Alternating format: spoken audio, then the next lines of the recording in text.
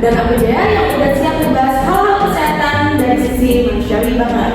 Dan gue Andra yang bakal kasih sedikit bumbu sosial dan budaya biar obrolan kita itu jadinya makin nyatu dan relevan sama kehidupan kita sehari-hari. Nah, topik hari ini agak berat tapi penting banget, yaitu tinjauan sosial dan budaya tentang perawatan paliatif. Mungkin masih banyak yang mikir perawatan paliatif itu apa sih? Kayaknya berhubungan sama pasien yang udah gak bisa disembuhin ya? Ya, itu pandangan yang sering muncul. Padahal menurut WHO tahun 2020, perawatan paliatif itu pendekatan untuk meningkatkan kualitas hidup pasien dan keluarganya yang menghadapi penyakit serius. Jadi bukan tentang menyerah, melainkan tentang membuat nyaman. Ibaratnya nih, kalau pengobatan medis itu fokusnya menyembuhkan kan. Kalau paliatif itu lebih berfokus untuk menenangkan. Nah, tujuannya biar pasien itu bisa hidup lebih bermakna meskipun dalam kondisi mereka sakit. Wah, jadi lebih luas ya. Dan di Indonesia sendiri, cara pandang masyarakat tentang hal ini banyak banget dipengaruhi budaya. Kita bahas yuk di segmen berikutnya.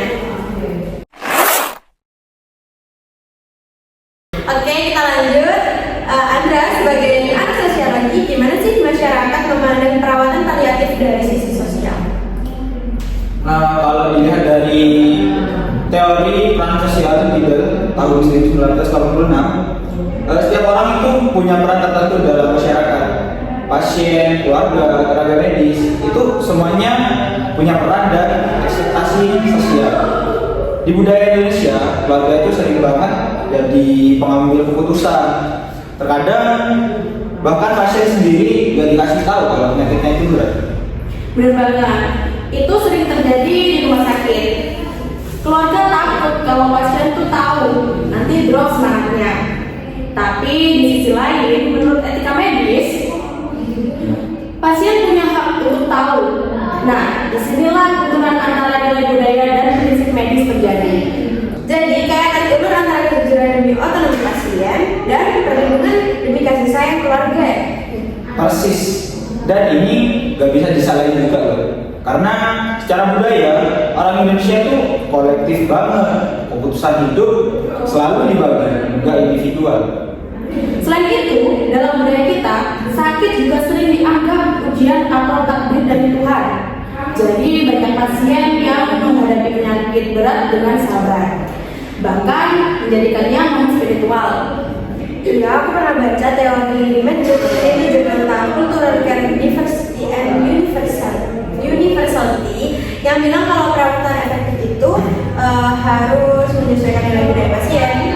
Artinya tenaga kesehatan perlu peka dengan latar belakang budaya dan agama pasien supaya perawatannya lebih manusiawi. Benar. Dan kita juga jangan lupa aspek sosial itu juga kuat banget loh. Budaya gotong royong di Indonesia itu bisa jadi modal besar buat mendukung pasien paliatif. Entah bantu jaga, bantu doa, ataupun sekedar kita temenin ngobrol mereka lah. Tapi sayangnya masih banyak stigma. Kadang keluarga mikir kalau udah paliatif berarti udah menyerah.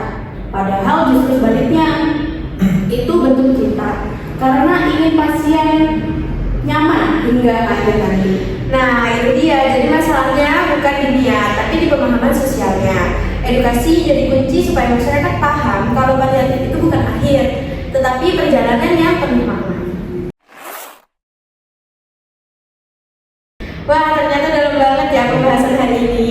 Aku jadi sadar kalau perawatan paliatif itu bukan cuma soal medis, tapi juga soal kemanusiaan. Betul, tenaga kesehatan perlu mengerti nilai budaya dan spiritual pasien supaya perawatan yang diberikan bisa lebih efektif dan bermakna. Dari segi sosial ya, kita tuh juga perlu mengubah mindset kita. Ya baik masyarakat itu harus lihat paliatif sebagai bentuk penghormatan terhadap hidup, bukan tanda seorang itu putus asa. Setuju banget. Jadi inti dari perawatan paliatif itu sederhana tapi dalam, memberikan kenyamanan, kasih sayang, dan penghormatan pada setiap kehidupan, berapapun waktunya.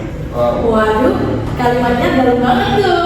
Iya, kayak yang cocok banget deh buat closingan tuh. Haha, oke deh, makasih banget buat